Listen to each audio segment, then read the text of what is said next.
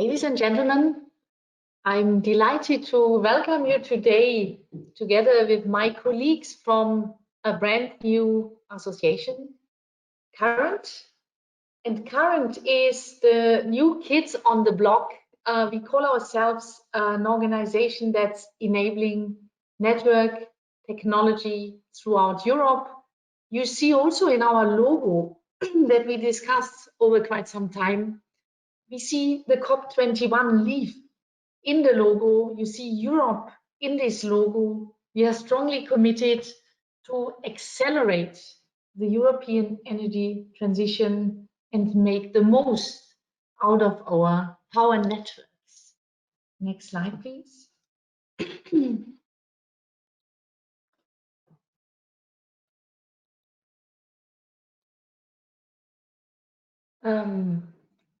Could you turn the slide?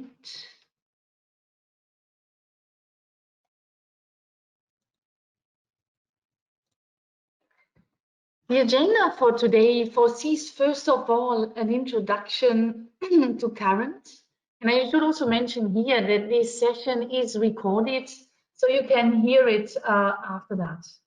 The introduction to currENT, first of all, will explain why we need another association. And I'm going to share this with the vice chair of our association, John Fitzgerald, Frederic Vasson, another vice chair, our members, Brage Johansson, Alex Botaling, and then we have the virtual handover of our currENT recommendation to 2020 policy making on TENI, on offshore wind, on the smart grid indicator, and those things that will shape how regulation can enter power networks. We have, after this launch of the recommendations, a panel moderated by Siobhan Hall, a very well-known journalist from Platts, with Claude Turmes, Turaya Mas, Maria da Graça Carvalho, and Mark van Stipput, that will react to the paper and share their perspective on optimized power networks.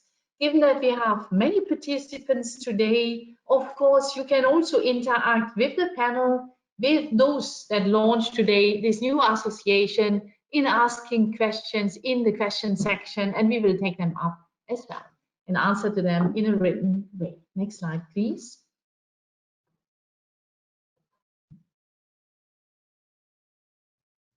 Next slide, please. So what is currENT? A brief introduction here to currENT.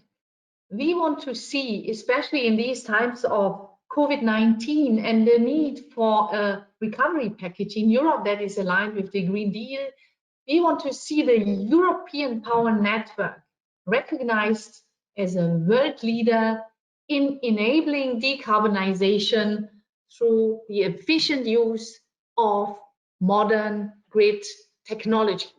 And we are the new kids on the block that represent these modern grid technologies. Next slide, please.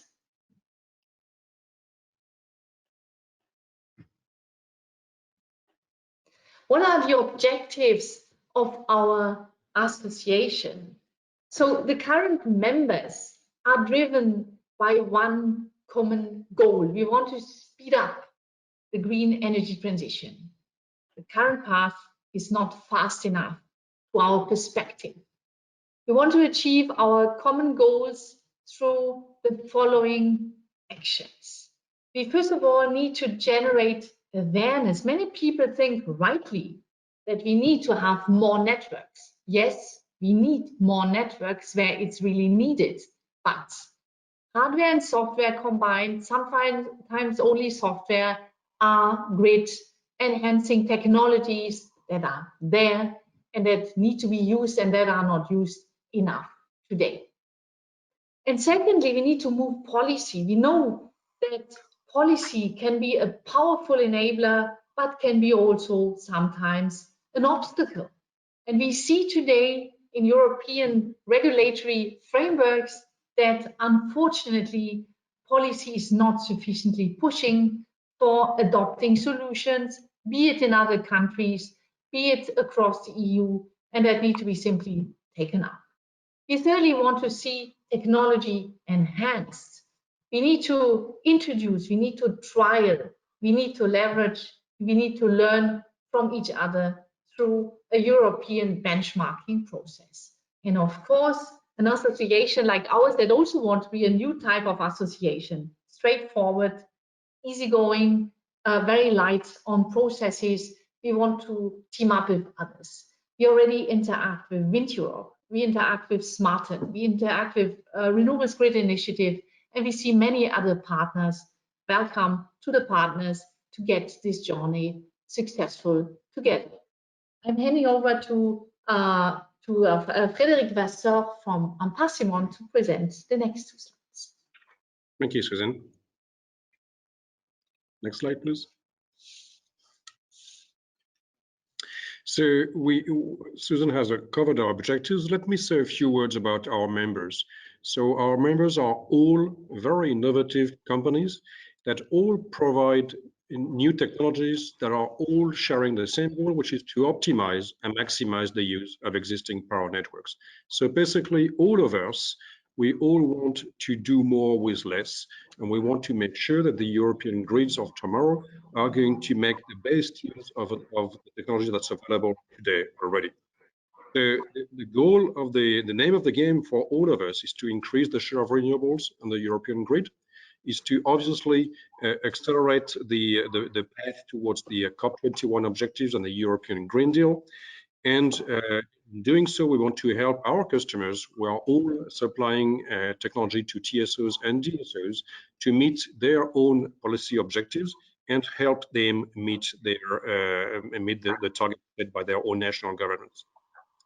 And we want to deploy fast solutions that save money to the grid and save money to the European consumers. So let me say a few words about our members. We have 7 members already, including 3 founding members.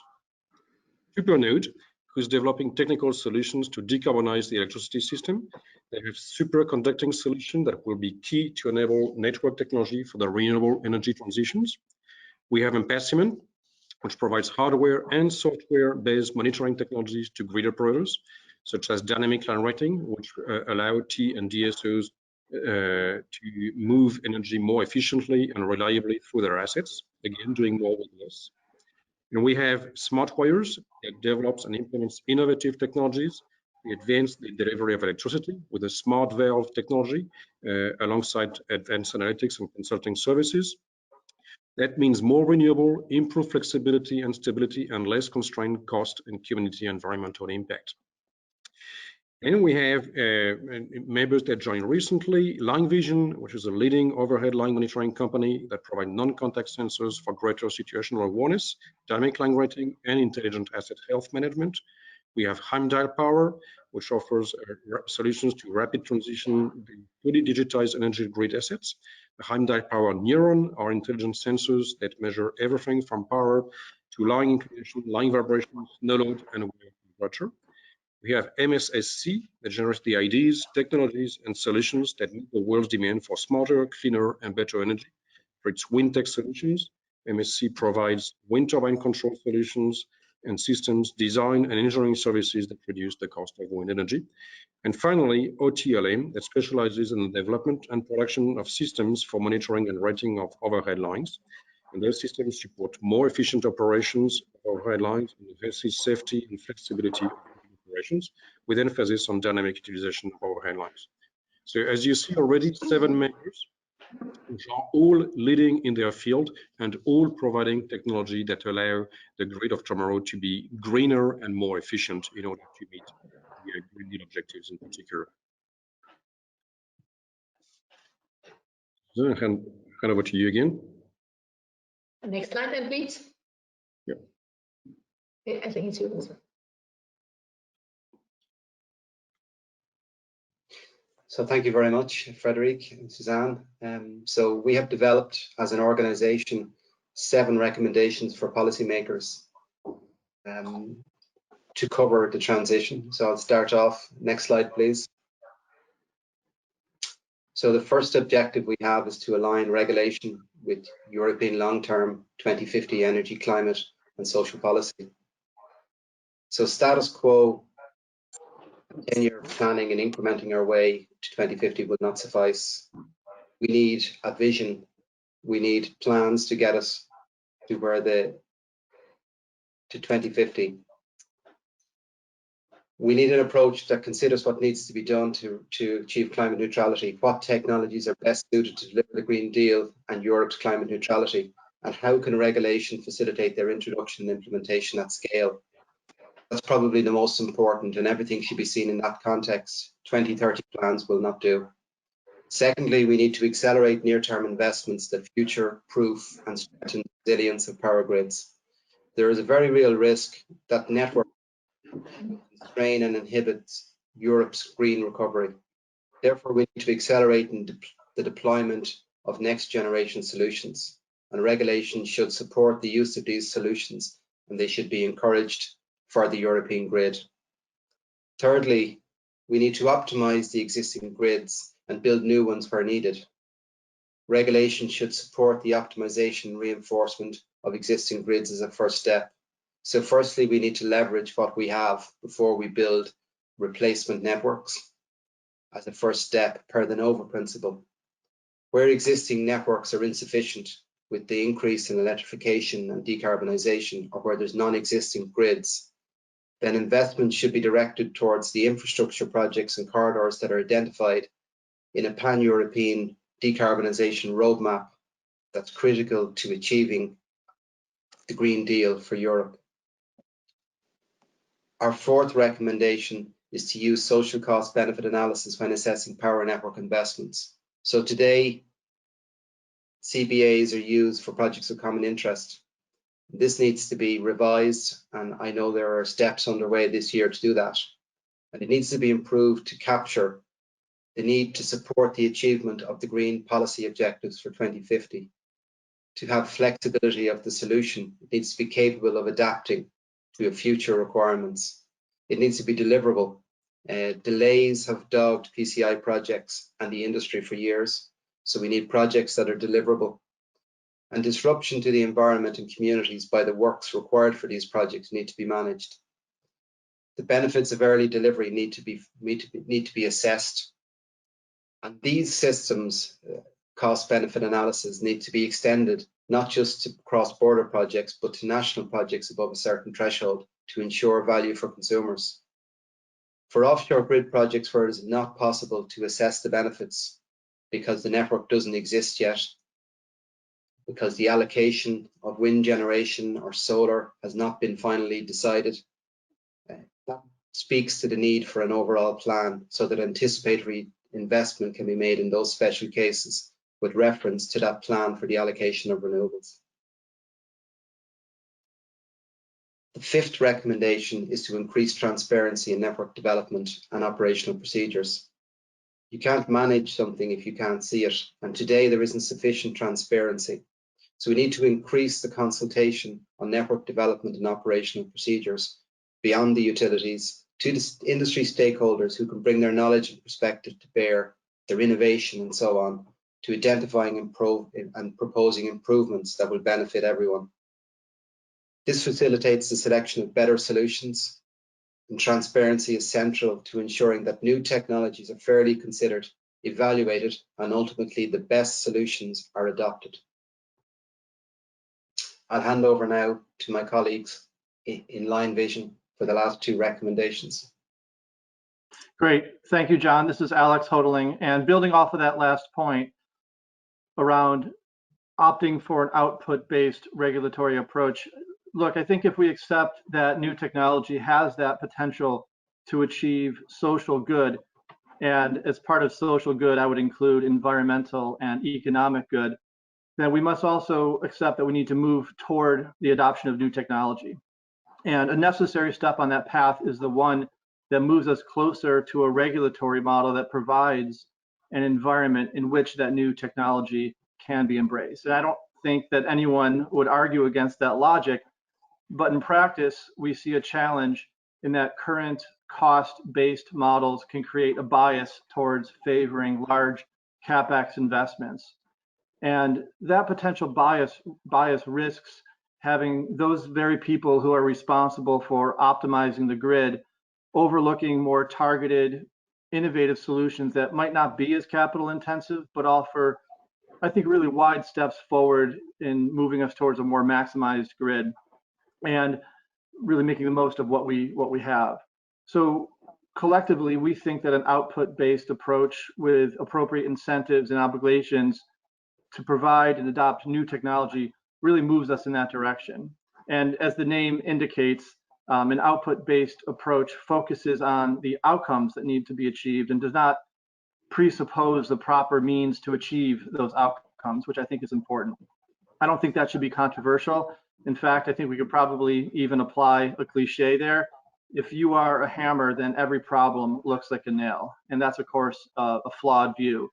So we need to look at what needs to be built and then support innovation by being open to all of the tools in our toolbox.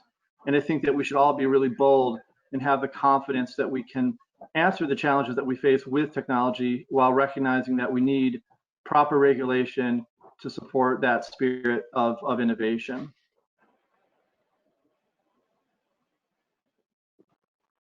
Okay, so number 7, of course, when you apply new innovations and new technologies to critical infrastructure, it needs to be tested, it needs to be qualified. And many of the big network companies are testing several solutions and technologies. And many times such tests will apply for many use cases and for many companies. But it seems that there are no or little communication of this between the companies. We recommend that such tests and qualifications should be shared more easily and extensively. This will enable more innovations and technologies to faster get to an implementation stage and an accelerated process for introducing this in Europe. So that is our recommendation number 7.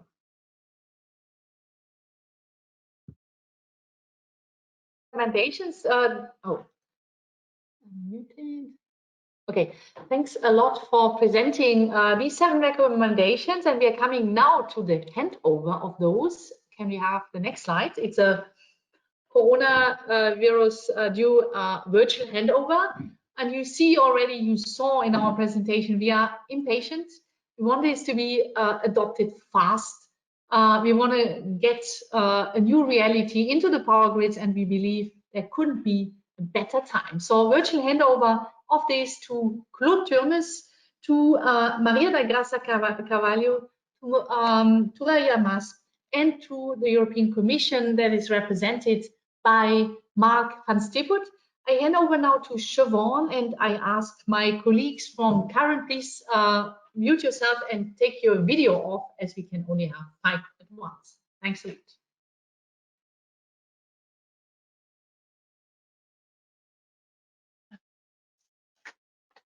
Hello. So thank you very much, Susanna. And if I can ask Mark and Touraj to also turn on their cameras.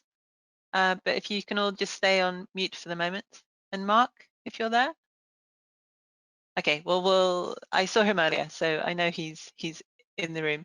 So obviously these are very interesting times for anyone working in the energy sector, and I'm delighted that we have such experienced speakers joining us today.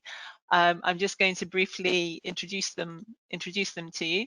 So we start with Claude Turmes, who is now Energy Minister for Luxembourg, but obviously in Brussels we knew him for many, many years as a very active member of the European Parliament's Industry and Research and Energy Committee. So thank you, Claude, for joining us, and looking forward to hearing your views. And then we have Maria da Graça Carvalho from Portugal, who is currently a very active member of the European Parliament. And we're looking forward again to hearing from you, Maria.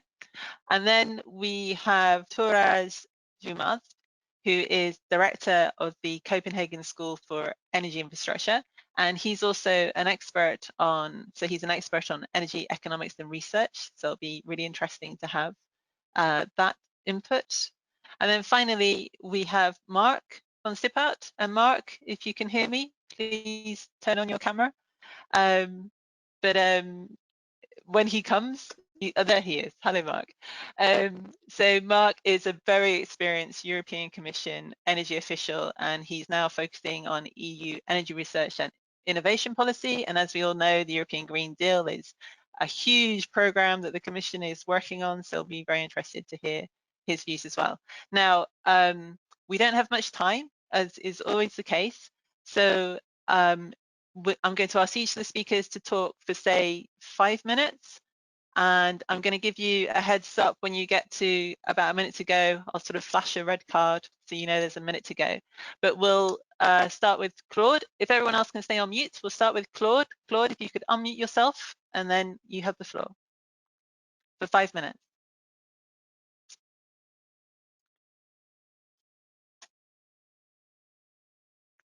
Up, I think you're still muted.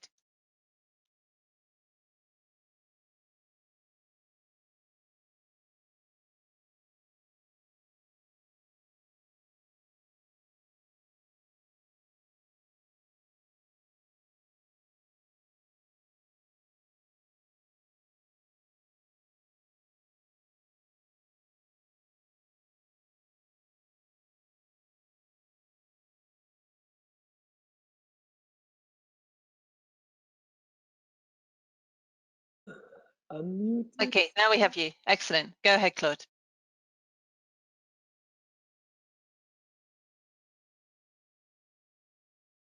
Unmuted. So is it? You hear me? Yes, we can hear you. Okay. Please go ahead. Oh, Thank you. great, great, great. So it's like in French we would say convenient. So seeing back people who I haven't seen for years, but friends. So Maria, Mark, Shobin, but of course above all Susanne. So when I was in Brussels, when Susanne moved from one organization to another, normally I said, look, oh, is Eurelectric now less important than NSOE? And if she has moved to this new organization, so probably there's the new frontier might be in having a completely different approach to organizing grids. So yes, we need a vision. For me, it's absolutely clear, zero carbon economies, this is not an incremental development. You need to do what scenarists call back planning. So you need to know what is the end and then plan from there and not do small little evolution. So it's very, very important that the grid planning is now done on 100% renewable energy system. And in that renewable energy system, electricity will probably be 80 to 85%. So in these days, there's a lot of hype about hydrogen, but that hype, I think is a bit of a hype. The reality will be that the main energy carrier will be electricity, which means transport will go electric, largely, even lorries will go electric, heating will go electric. For example, in Luxembourg, the new law, which we will introduce now before summer, up from 2023, all new buildings in Luxembourg will be only electric buildings. So it's only heat pumps, nothing else. So no gas, no oil. So the whole heat sector will go for new buildings very rapidly into all electric. And then, of course, we will retrofit the existing building stock. And just to give you a bit of a flavor of our National Energy and Climate Plan, we plan for 50% of all cars on the road. So not 50% of the sales, all cars on 50% of all cars on the road in 2030 to be electric. So which means that there will be a lot of electric battery electric cars, which then also need to be basically fed by charge at home, charge at work, medium fast public charging, and we are now deploying Europe's densest fast charging system for cars and vans and lorries also in Luxembourg. So that, of course, brings a completely new dimension and also need of reorganization of the grid. So our national grid company, CREOS, has already very high levels of investment. And we are now trying to keep this level of investment, but to accompany it by massive development of what we call flexibilities in the system. So we will have a national energy data platform, and from that we will try to organize real-time, maybe even management of the loads on the electricity system. And maybe also interesting for you, your point on we should go from favoring copper investments in the regulation, we should go to output-orientated regulations. That's exactly what basically today in the letter I confirmed the most recent agreement between our electricity and gas regulator and our national or our distribution companies and transmission companies. And in that, our regulator has found in certain ways new ways also to favor digitalization of the grid company, but also innovation and research done.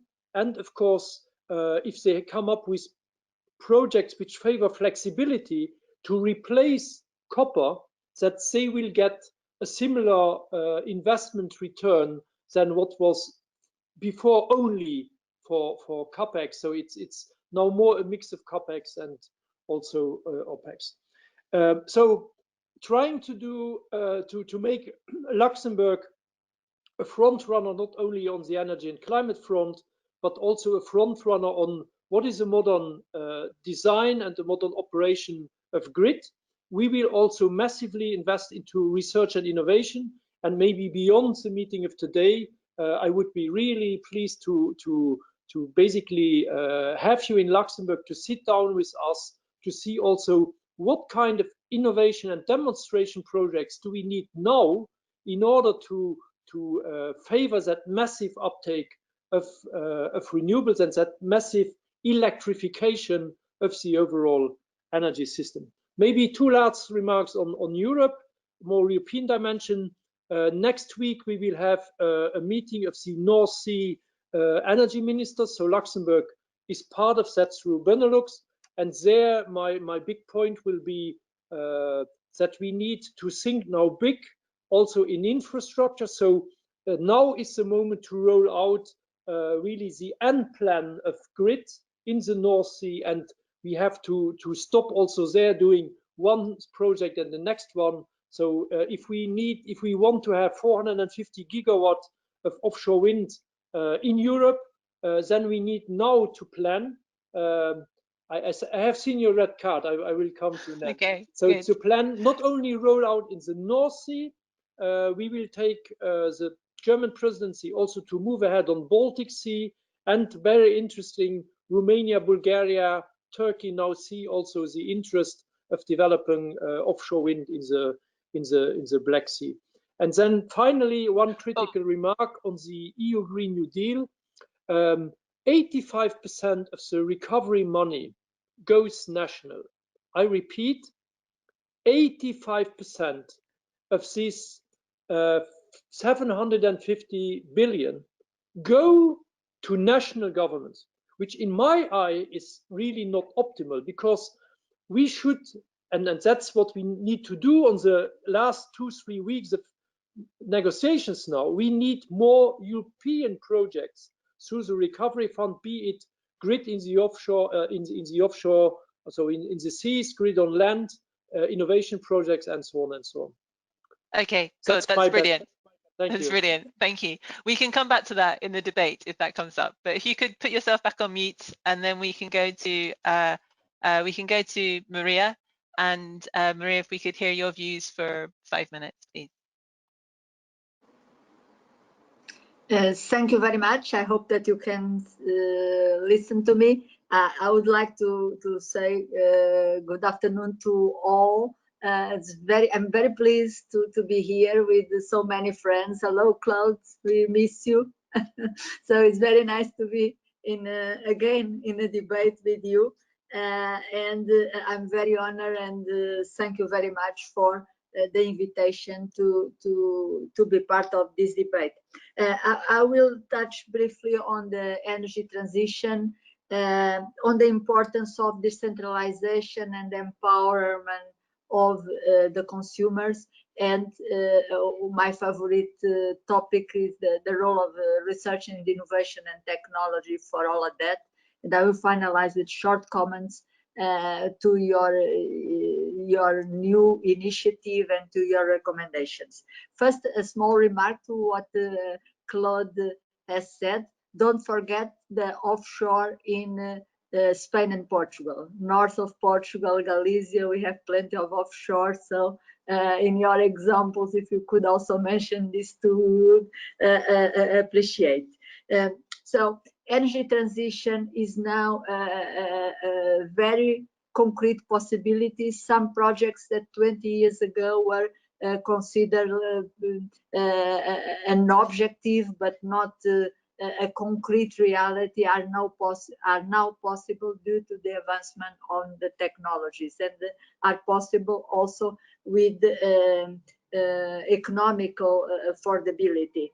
And we need we need to make use of all the technologies available, but my recommendation always is that we choose the most economic and the most viable technology that for the purpose, the one that makes more sense from the principles of thermodynamics and also economic principles. And I'm saying that follow the comment of Claude on the hydrogen.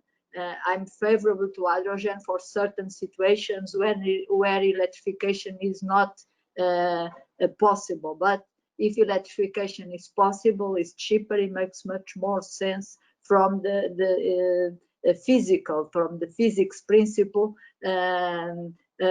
of the energy principle. So we need to have very much special the Commission when they analyze the projects to have these principles. Do not go to very complex solutions. If you have simpler solution, more efficient solution available to solve the problems. Of course, for questions that you cannot electrify, you need to find some other solutions, and there are now several solutions also for these more difficult, like islands, some transport modes that electrification are still not a viable solution. But we need to do a transition. We need to do a transition with the different technologies available. We need to use the best fitted for the purpose. And one of the important ones is exactly everything related with grids and with smart grids.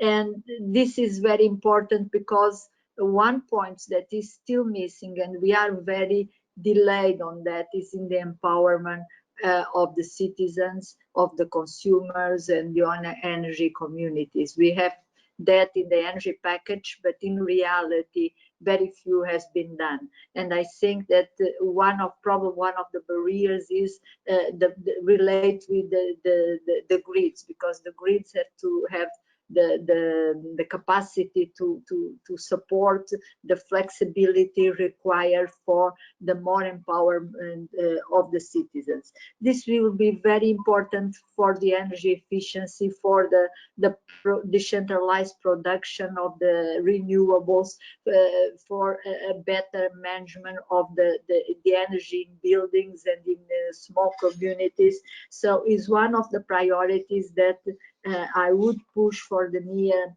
future, that we make these energy communities a reality. Of course, we need also a lot of capacity building for the common citizen in terms of energy, and we need to make available in kind of energy supermarkets solutions, almost a big supermarket where you can buy simple solutions and do it yourself in your home, in your small factory. And I dream of this vision, because I think that this will be important for the decarbonization of the society. Of course, we need to work on the more centralized, the big factories, the energy production in the centralized way, but we need also to work a lot, because we are very delay on that with the individual consumers and the families. My last point is that on the research and innovation, to do all this, we need to keep up with research and innovation. Many solutions have been developed. We have many technologies, many renewable technologies that are now economical, available, and it can be used from solar to wind, and a lot of the energy efficient technology also, but we still have problems to solve in, for example, aviation, shipping, and some of the industries that are very consumed of energy, like the steel, cement, glass, ceramics, and there we need more knowledge and more research, as we also need more attention to the grids in order that they provide the flexibility and the stability that are required for all of this. So in that way, I welcome your initiative, and I fully agree with your recommendations. I didn't have time to analyze them in detail, but everything that is related with the transparency, information for the people, coherence of policies, is things that I have been defending in all my career. So congratulations, and you can count on me, on the Parliament, also to support you and to disseminate your work. Thank you very much. Thank you, Maria, and some encouraging words there for the organisers, which I'm sure will be much appreciated. So we're going to move very swiftly on to Touraj, and Touraj, if you can give us your thoughts in 5 minutes, that would be brilliant. Okay, thank you very much. Good afternoon, everyone. We at the Copenhagen School of Energy Infrastructure, I must first say that we are academics. We produce policy relevant applied energy economics research. So that's where we come into this. So just to make clear the point of view. The question whether network optimization can help towards the Green Deal, the quick answer is yes. And then from here on, I take two different views on the question. I can have a sort of top-down look at it, and then a bottom-up. The top-down view is that we are observing at the moment two different processes interrelated: the 10Y NDP, and then that works towards the decarbonization of the energy sector. And at the same time, we have a revision of 10E ahead of us. And so these are two pillars of the energy sector contributing towards Green Deal. But a third one at the moment is missing, and that this needs to be complemented with the energy innovation strategy as a third pillar that complements this and is in harmony with the other two processes that it should follow from the other two pillars. So that would be the sort of the top-down sort of view of it. We heard on the matter of collaborative research and so on. Absolutely right. We have been saying this for over 10 years, coming to this point from through our research, and the need for it is becoming increasingly clear. So I leave that, and then I can take a bottom-up approach to this. We are talking infrastructure and network industries. We are talking about regulation. So we can never do very wrong, but it's looking at everything in the form of incentive properties of what is happening and what drives this this sector. So it's the incentive properties of economic regulation that drives essentially everything. And if you look at the past, how regulation of energy networks evolved over time. At the beginning, we focused on efficiency improvement, in cost efficiency improvement. So we focused on OPEX around Europe in early 1990s or so and later. And then the quality of service, then reducing network energy losses. And then we focused on CapEx and so on, and we developed new models and new incentive models for this. And the key to this is that as we progress in quantifying progress and what needs to be done, we made progress also on regulation front. So this is one of the things that I say nowadays is that we need to be able to quantify progress and achievement also in network optimization. As they say, you know, what is measured tends to improve. If we cannot document progress, it will not much will happen. And of course, these optimized networks will help towards delivering the sort of the smart energy future with EV infrastructure, distributed storage and generation, and demand response, and all of that. Just to finish, I want to point out two factors here that the new network optimization technologies, they need to achieve or to distinguish, also because regulators will do, between business as usual and the additionality. Additionality means if there are new technologies that haven't existed before and they are a bit sort of breakthroughs and revolutionary, this is innovation. But if they have been around, if it's just doing sort of adopting known proven technologies and so on, regulators need to be able to distinguish between them. What is innovation and what is just business as usual, because things tend to improve over time. Anyway, and the last point is we also heard about the sort of input-oriented versus output-oriented sort of regulation also. Yes, it could be, but we have looked at some of the properties of output regulation as well. It's not very good, but it is not very easy. It's not escape from the difficulties of input regulation. So from a theoretical point of view, you can say any regulatory model can take you to where you want. So the devil is in the detail. It's how we practice these models. You can get where you want with any of them. If we see difficulties, it has to do with our limitations. Theoretically, there is not really a shortage of ideas there. I end my remarks here. Thank you, Touraj. And that was interesting to have the academic viewpoint there on regulations. And luckily, Mark is back with us in time for his presentation. So, Mark, if you could give us your views in about 5 minutes, that would be great. If you can unmute yourself. Yes, brilliant. Yeah. Hi, Sylvan. Hi, Claude. Hi, Maria. Hi, Touraj. Nice to see all of you here in this joint panel, and quite a challenge to still add something intelligent to what you have already been saying. So let me see if I can still add something to the discussion, and of course, in particular from the Commission's perspective. I think first of all, I would say congratulations for setting this association up. I think it's very timely and it's very important. The topic is really a big challenge of the future. I think in general we tend to talk easily about the need for innovation and investments in renewables, and sometimes the role of the grid is a bit underestimated. But I think that one of the big challenges will be how do we see that everything that we are doing now, this whole transition, continues to work. And for that, of course, the networks, and in particular the power networks, are essential.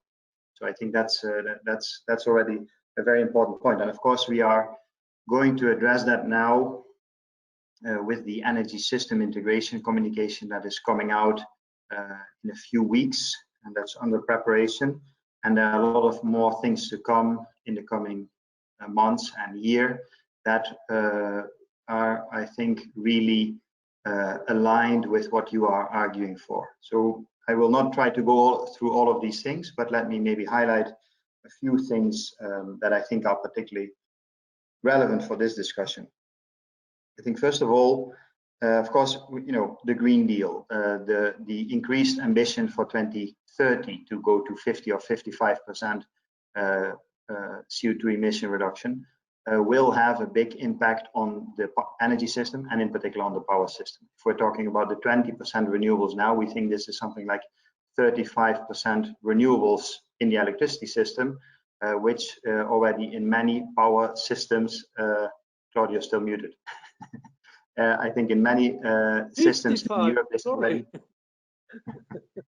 I think in many systems In Europe, this already means 100% renewables for more than just a day or a few hours. So renewables are really becoming the core of the system of the future, not a side issue. And we need to make sure that our networks will work in this new situation. And we need to adapt the way the network is organized and the way the markets are organized, in particular to make sure that flexibility is valued, is brought to a market, and is brought in a way that is competitive.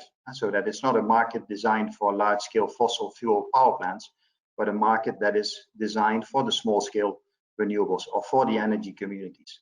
And as Maria also mentioned, the grids have an essential role in making that possible.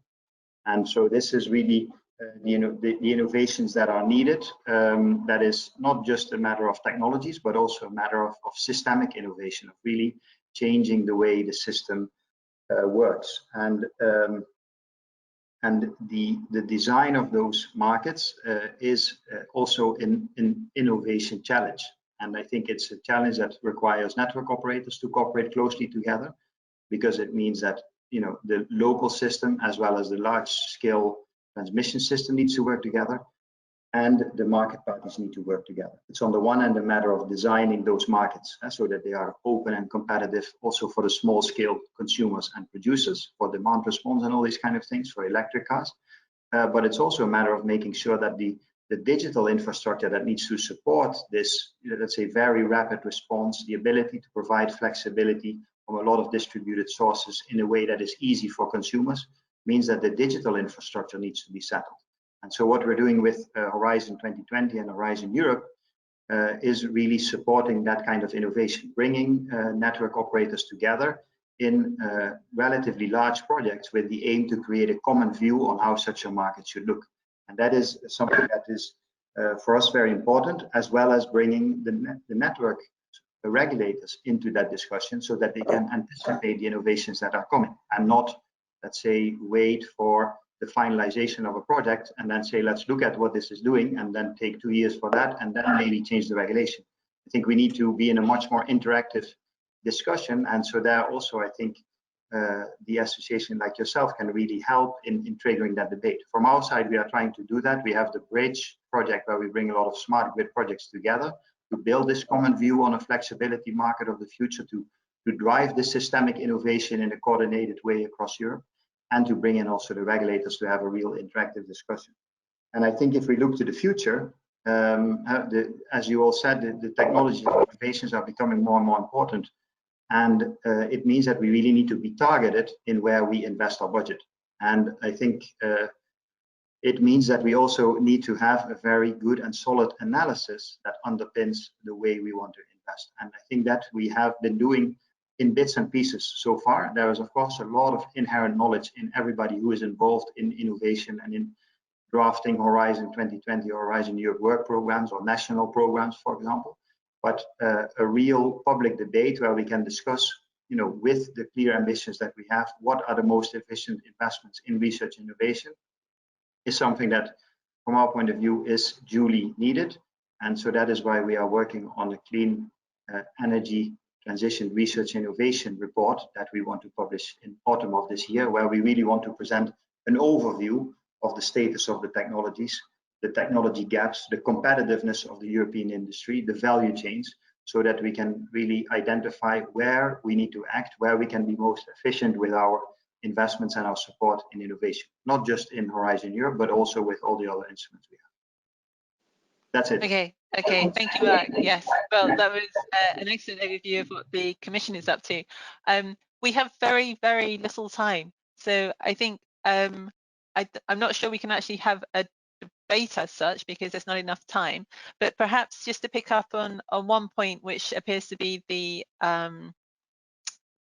idea of how do you enable small scale? How do you get support for small scale solutions? Because I mean, several of the speakers have talked about how we understand how it works for large scale, but this is about trying to get solutions that work for small scale technologies as well. Perhaps, but I think this will have to be, we'll have to go straight to a final round. So if you could give me a view on that, and perhaps if you have a reaction to what the others have said. But basically, sort of in a minute and a minute and a half. I'm going to start with Maria because she is smiling most at me. So Maria, I mean, how do you? What can policymakers do to really help this sort of the small scale solutions that might get missed from the big European projects? There is a lot to be done. First, the member states have to make the necessary legislation and regulation that allows the consumers to be prosumers, to be production, because some of the member states still put a lot of barriers to that. That is first. After, there is the questions of skills. We need to make sure, and this is university schools that need to reskill and to give skill to the population in general in these areas. And after, on the research and innovation, to continue to finance projects of these small communities and replicate the results to show the possibilities that exist, the technological possibilities, because they already exist, to have fantastic things in small communities and disseminate all this message. Thank you.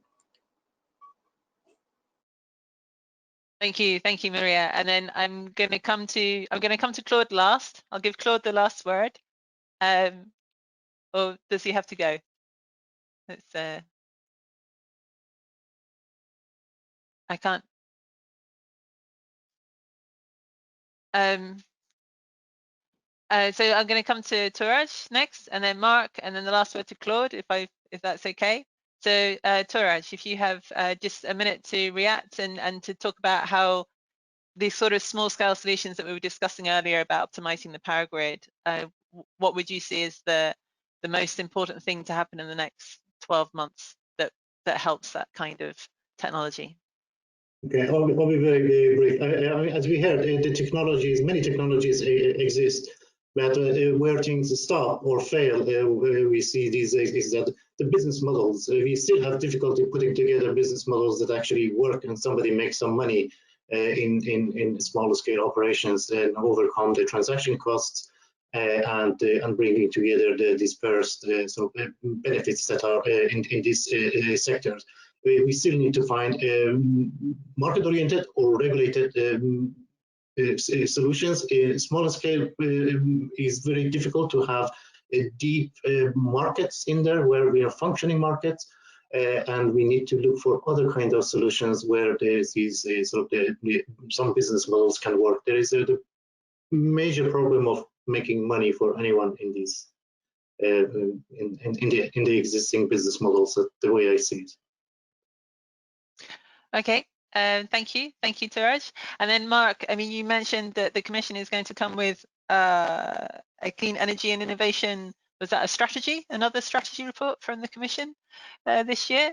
So can you give us any hints from what might be in there that would help with optimizing the power grids using smaller scale solutions?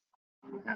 No, it's not going to be a strategy. It's going to be a report, an analysis mostly on where the big technology gaps are or innovation gaps are, where what the value chains are behind these technologies and innovation, and what the global competitiveness landscape is. So to be able to identify where we need to be when we want to support the European industry in order to be able to also benefit from the Green Deal and bring the technologies to the stage that we need. So this is not just the PV and battery stock. It will also look at the grids, and it will also look at the grid technologies where we have key European companies that are really leading globally and that we are going to need in the future.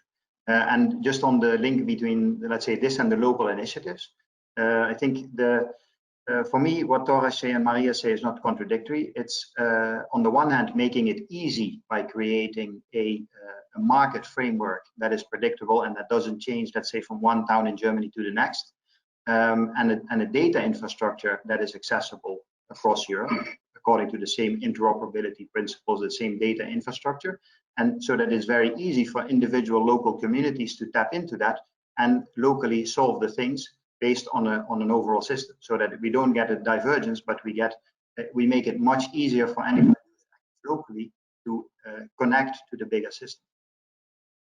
Okay, okay, thank you, Mark. So we're getting very close to the end of our time now. So I'd like to give the last word to Claude.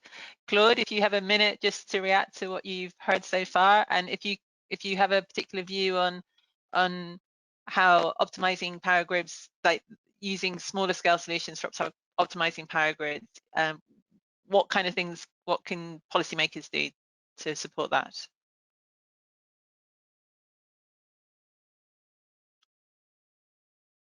Are we?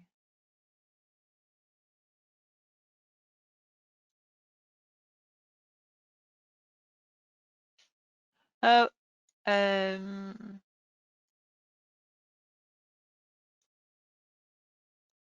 okay, we're having a problem hearing Claude. Yeah, let's give it another minute. Maybe just like the borders in Europe are not yet completely working, right? After COVID. Looks like he's writing a message for us. Okay. Oh, there you go. Excellent. Thank you. So, okay.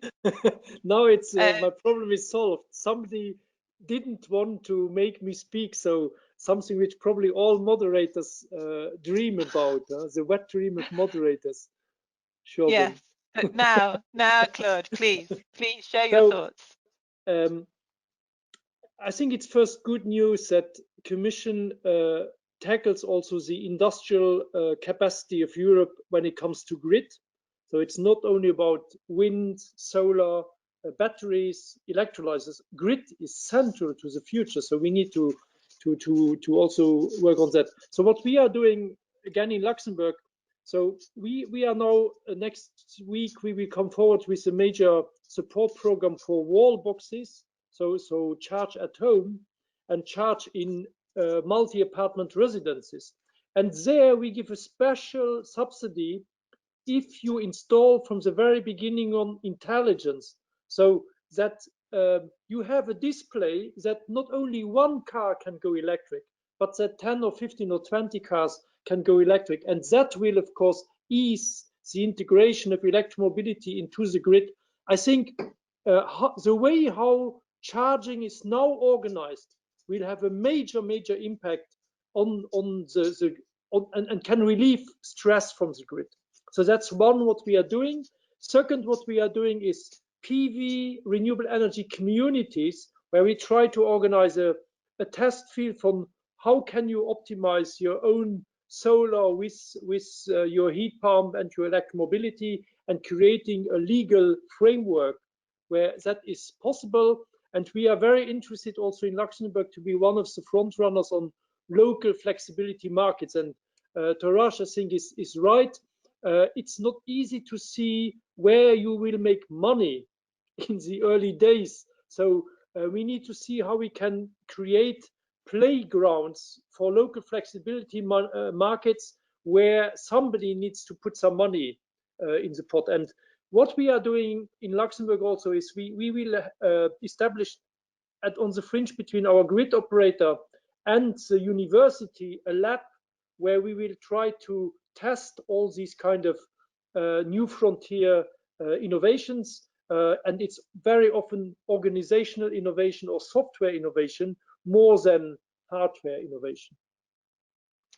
Okay, so there's a lot going on in Luxembourg, and we look forward to hearing more from Claude in the future about all the other innovations going on in Luxembourg. So I wish you had time. It's such a great panel, and it's such a shame we don't have enough time to go into it in more detail. But I want to thank all our speakers and give you my round of applause, which I'm sure is echoed around the internet. I have a housekeeping message, which is we are now there's going to be a press conference after this meeting. If you want to join the press conference, if you have more questions for our original speakers from currENT, then please type your email into the chat box and you will be sent a link. And with that, I will hand back to Susanna, and I would just like to wish everyone a great afternoon. Thank you. Bye-bye. Many thanks, Siobhan, and many thanks to all the speakers. Before we start this press conference, I also wanted to thank not only new kids on the block, it's also lots of girls on the block in our new current association. I would like to thank indeed Siobhan, Maria da Graça Carvalho, but also some other staff that has made this event today possible. That's Emma Lawler, that's Jenny Irwin, and that's indeed Grace McLaughlin, our future policy director at currENT. And now I'm opening for questions from the media, but also from others. And we'll start myself. We got some via chat, and start to answer those and invite also the vice chairs of currENT, John Fitzgerald, Frederic Vasseur from Ampassimon, to answer those questions. I will start with one of the first, and the question was, thanks a lot, first of all, for the launch of the event, is the message. I would like to understand which parameters you have in mind with the social cost benefit analysis that we are recommending, and do you think that, for example, energy poverty should be something addressed here? Yes, that's the case. So the answer is here clearly the social cost benefit analysis is something more overarching. We do want to see that a more holistic approach is applied to the assessment of useful projects, including also optimization of the networks indeed. And that means simply what is the benefits that Europe's 500-something million citizens get out of the key infrastructure that are networks. And yes, energy poverty, yes, development of renewables, yes, the mitigation of climate change, all this has to be factored in a more holistic manner. We know we are already on that track, but we are not on the end of this. And then there was a question to you, John. John, it's about what type of decisions do you see for the allocation of renewable energy that needs to be made to make adequate investments? Maybe you want to answer this one. John?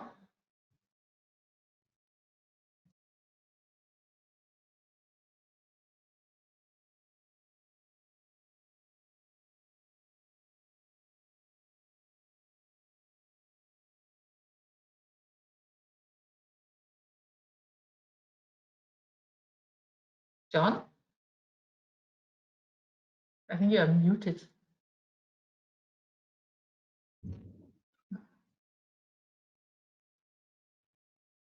Okay, thank you. I've been, like Claude, I've been muted by the organizer. So yes, if I understand the question, the deployment of renewables, and we heard a lot of ambition from the Iberian Peninsula, from Eastern Europe, from the Baltic, the North Sea, the Atlantic.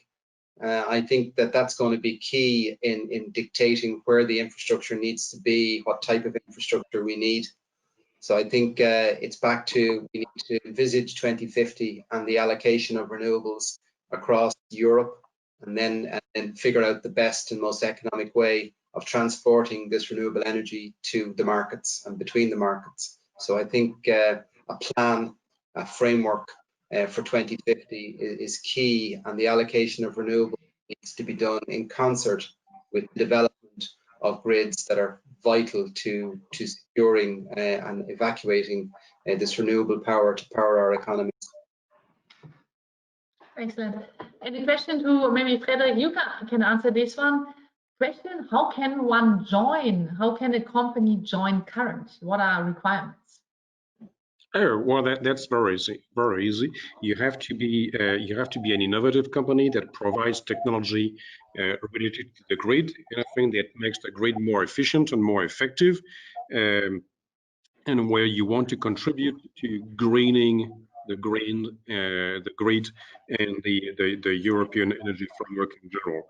So, if you fit those criteria, then you're more than welcome to join. There's a lot of material available already on our website. Would recommend to read our policy guidelines and our charter to make sure you get a good understanding of what we are aiming for. If you meet the criteria, then by all means join us. Thanks a lot, Frederic. And I think what you said was implicit. There was a question also, Do you need to be European? Yes, you need to have some business in Europe, even if you're an American company, like that's also the case for smart wires indeed. Yeah. And we take maybe the last question from those that we get here.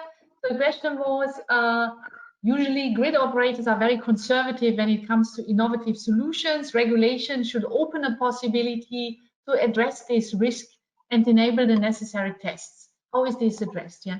So my answer, but also my colleagues might want to contribute to this question. Yeah. First of all, I wouldn't confirm that grid operators are very conservative. I think there's a lot of change there. It's a bit like the companies in the generation sides that changed massively for renewables maybe a decade ago, yeah, and still continue to do so. We see the same in TSOs. They embrace dynamic line rating.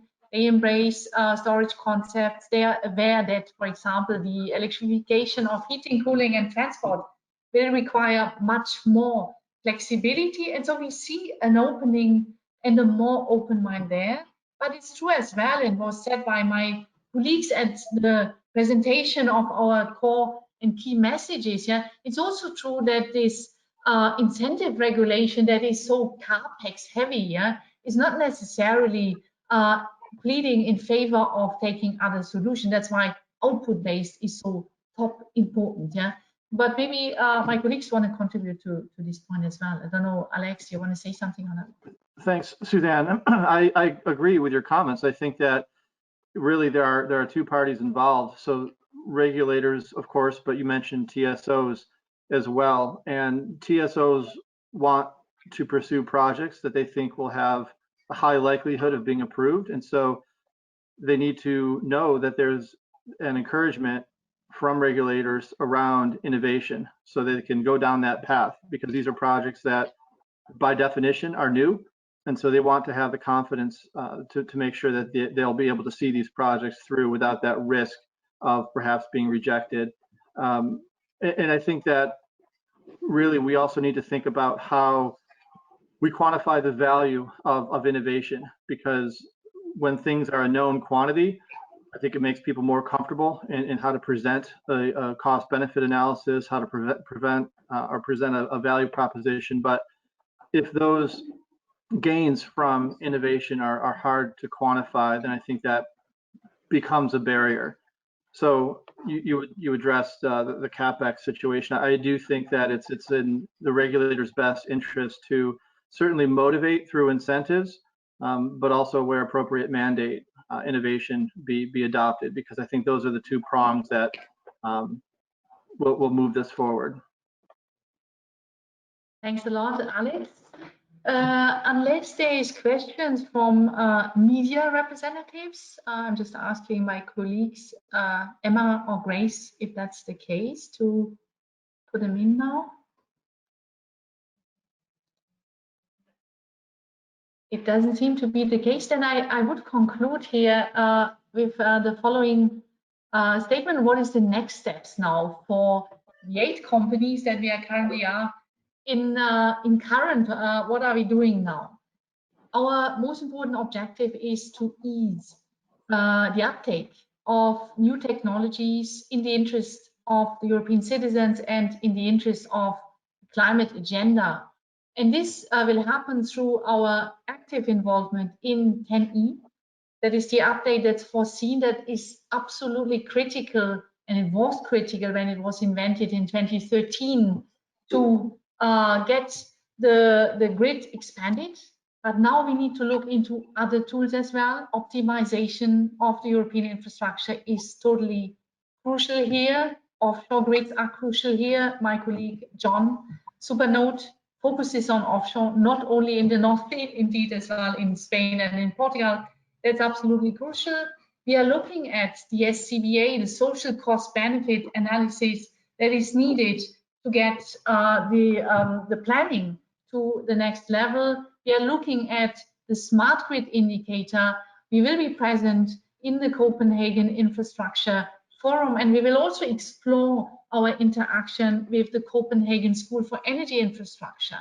That is, of course, a very important player here. We appreciate Commission's statement on the technology overview that is needed. And what is very important here, that should be my last word, transparency. when you do such technology overviews, make sure you take all the parties on board that have a say here, industry, stakeholders, BEUC, the customers, and the other players, in order to make sure you are not forgetting anyone. So many thanks for your attendance, and you will hear from us on the social media and in the interactions on the next steps.